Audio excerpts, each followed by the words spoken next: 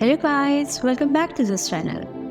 If you can't watch my previous parts of the series, then I'm giving the link in the description box.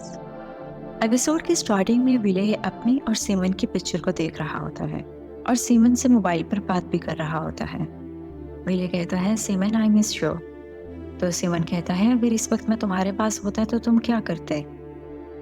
विले कहता है अगर तुम इस वक्त मेरे पास होते तो मैं तुम्हारे हेयर्स में अपनी फिंगर्स को घुमाता। और सीमन से पूछता है तुम क्या करते। तो सीमन कहता है मैं तुम्हारे बर्थमार्क पर किस करता, उसके अलावा चीक्स पर और कॉलर बॉन पर भी। अभी वो बात कर ही रहे होते हैं, विले के रूम का दरवाजा नॉक होता है। विले को कहा जाता है कि 7 o'clock हो गए हैं, आप अपना मोबाइल हमें दे दें। तो विले सीमन को कहता है मुझे मोबाइल वापस करना होगा, हम मंडे को मिलेंगे, अपना ख्याल रखना। और ये कहकर मोबाइल डिस्कनेक्ट कर देता है।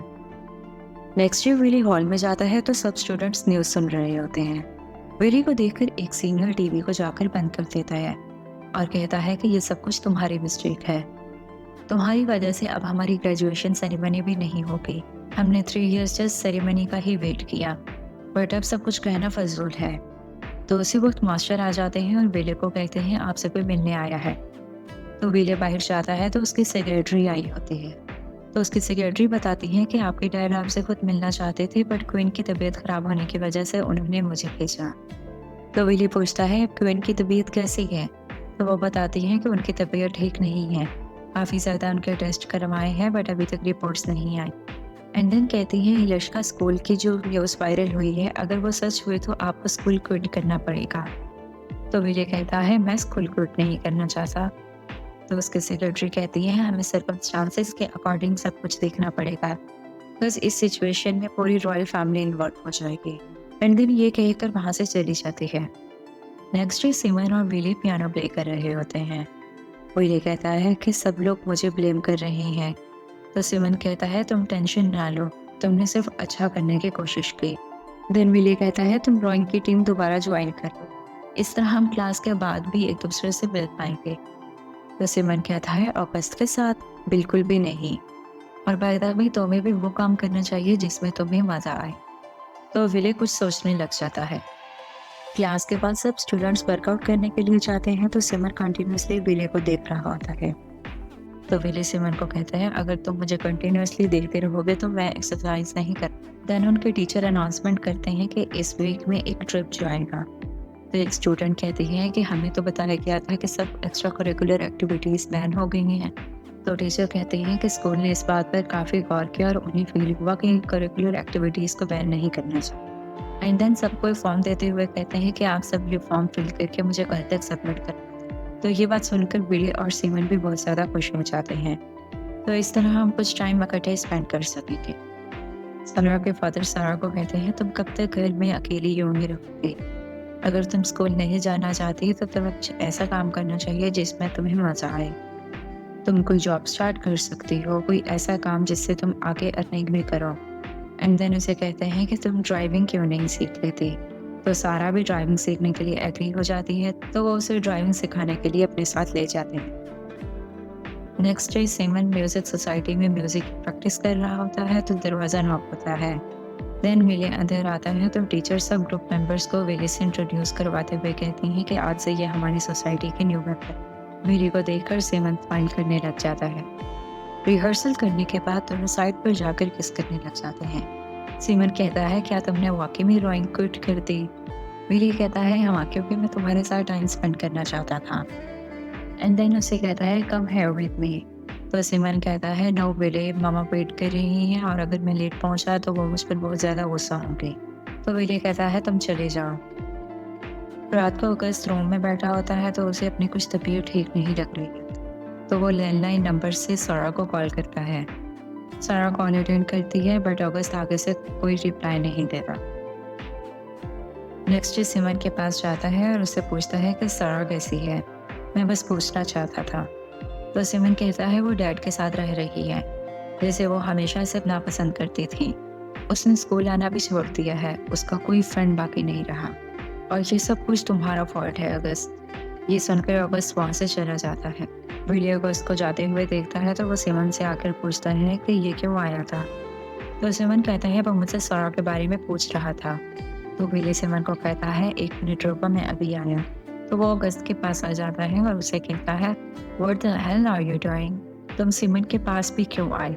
मैंने तुम्हें कहा था तुम हम दोनों के पास बिल्कुल नहीं। तो अगस्त कहता है तुम कौन होते हो ये डिसाइड करने वाले कि मैं किससे बात करूं और किससे नहीं? तो विले को गुस्सा आ जाता है एंड देन दोनों फाइट करना स्टार्ट कर देते हैं। देन इन्हें साइकोलॉजिस्ट के पास ले जाया जाता है। साइकोलॉजिस्ट इन्हें कहते हैं कि आज से 1 मंथ तक आपकी मेडिटेशन टॉक होगी। अगस्त और सिमन उन्हें काफ़ी मनाने की कोशिश करते हैं कि आज के बाद हम नहीं लड़ेंगे, बट वो कहते हैं कि ये टॉक ज़रूरी है। सिमन जब घर आता है तो अपनी सिंगिंग की वीडियो रिकॉर्ड करके पोस्ट कर देता है। विले की सेक्रेटरी उसे बताती है कि सिमन ने वीडियो रिकॉर्ड करके इंस्टा पर पोस्ट की है। तो विले वो वीडियो देखने के बाद सिमन को कॉल करता है और उससे कहता है कि वीडियो बहुत अच्छी है। तो सिमन कहता है थैंक्स, पर इसके लिरिक्स में प्रॉब्लम है। अगर तुम कोई भी वीडियो पोस्ट करते हो तो वो मुझसे और पूरी रॉयल फैमिली को रिप्रेजेंट करेगी और मैं बिल्कुल भी नहीं चाहता कि तुम्हें कोई क्रिटिसाइज करे। तो सिमन कहता है ओके। देन विले कहता है आई लव यू सिमन। तो सिमन कहता है मामा मुझे बुला रही हैं, मुझे जाना होगा। एंड देन मोबाइल डिस्कनेक्ट कर देता है। नेक्स्ट ईयर ट्रिप के लिए सब रेडी होकर इकट्ठे हो जाते हैं। अपनी डेस्टिनेशन पर पहुंचने के बाद इनके टीचर कहते हैं कि बॉयज़ के साथ रूम शेयर करेंगे और गर्ल्स के साथ। तो एक स्टूडेंट कहता है अगर कोई गे होगा तो वो कैसे रूम शेयर करेंगे? तो एक लड़की कहती है नॉन बाइनरी कैसे रूम शेयर करेंगे? तो उनके टीचर देखते हैं कि स्टूडेंट्स में लड़ाई हो जाएगी, तो वो कहते हैं सबको रैंडमाइज कर दो। तो सिमन विले को कहता है बेटर है कि हम टेंट इकट्ठे शेयर ना करें। विले कहता है क्यों? मैं तुम्हारे साथ ही टेंट शेयर करना चाहता। तो सिमन कहता है क्योंकि यहाँ पर सब लोगों को लग रहा है कि हम भी इंटीमेट हो जाएंगे। इतनी ही देर में फेरिस आ जाती है और वो कहती है कि मैंने आप लोगों के साथ टेंट शेयर करना है। तो विले और सिमन दोनों एग्री कर लेते हैं उसके साथ टेंट शेयर करने के लिए। रात को ये सब लोग बॉनफायर करते हैं तो सिमन के फ्रेंड्स आ जाते हैं और वो कहते हैं ये कैसा ट्रिप है जहाँ ना कोई डांस है और ना ही कोई म्यूजिक। तो उसी वक्त म्यूजिक चला दिया जाता है और सब खूब डांस करते हैं। डांस करने के बाद जिस सब लोग इकट्ठे होकर बैठते हैं तो एक लड़की सिमन के फ्रेंड से पूछती है तुम्हारे समर के क्या प्लान्स हैं? तो एक फ्रेंड कहता है मेरे कुछ खास प्लान नहीं है, मैं जस्ट चिल करूँगा। पर उसकी दूसरी फ्रेंड कहती है कि इस समर वेकेशन में मैं सोकर के इंस्ट्रक्टर बनूंगी 8 to 10 years old स्टूडेंट्स के लिए। एंड देन विले से पूछते हैं तो विले कहता है मैं भी आप लोगों की तरह काम ही करूँगा। इस समर में रॉयल कोर्ट के एक स्कूल में कुछ कोर्सेज मैंने कंप्लीट करने हैं। एंड देन सब बातें करते रहते हैं। विले और सिमन दोनों जब टेंट में आते हैं तो सिमन कहता है ये कोई काम नहीं है विले। तो विले कहता है डिफरेंस बस इतना है कि वो तो पर सिखाना चाहती है बट मैं कुछ कोर्सेज पढ़ूंगा। सिमन कहता है नहीं ये टोटली डिफरेंट चीजें हैं, तुम इनको सेम नहीं कह सकते। हमें अपने ड्रीम्स पूरे करने के लिए कमाना पड़ता है। तुम्हें हर चीज फ्री मिलती है, clothes, travel, food, each and everything. तुम हर वो काम कर सकते हो जो तुम चाहते हो। 14 ईयर्स का मैं जब हुआ उस वक्त से ही मैं जॉब्स के लिए अप्लाई कर रहा हूँ। तो विले कहता है सिमन आहिस्ता बोलो, बाहर सब लोगों को लगेगा जैसे हम लड़ाई कर रहे हैं। एंड देन विले कहता है बात बस इतनी है कि कुछ लोगों को क्लोथ्स वगैरह अपने पेरेंट्स की तरफ से मिलती हैं और कुछ लोगों को नहीं। तो सिमन कहता है विले तुम कुछ बातों को बिल्कुल समझ नहीं सकते। इतनी ही देर में फेलिस आ जाती है एंड देन ये सब सो जाते हैं। विले और सिमन एक दूसरे से बिल्कुल भी बात नहीं करते। नेक्स्ट मॉर्निंग विले सबसे पहले उठ जाता है और काफ़ी देर वॉक करता रहता है और सोचता रहता है। विले रिवर के पास बैठा होता है तो उसकी बॉडी गार्ड आकर उसे मोबाइल देती है। विले की डैड की कॉल होती है। वो बताते हैं कि तुम्हारी मदर की तबीयत ठीक नहीं है और कुछ टाइम के लिए वो ब्रेक ले रही हैं, इसलिए तुम खुद को रेडी रखो। यहाँ हमारा एपिसोड कंप्लीट हो जाता है। Thanks for watching. If you like this video please subscribe, like and share my channel.